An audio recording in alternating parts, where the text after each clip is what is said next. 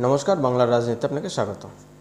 আজকে কথা বলবো দুটি পরস্পর বিরোধী রাজনৈতিক দল যখন একে অপরের বিরুদ্ধে লড়ে তখনও তাদের মধ্যে কিছু আন্ডারস্ট্যান্ডিং থাকে, সেটা তারা জনসমক্ষে কখনো আসতে দেয় না। মিডিয়া, কিছু রাজনৈতিক বিশ্লেষকের ব্যাপারগুলো জানে এবং বোঝে, তারাও এই ব্যাপারটা বাইরে আনে না।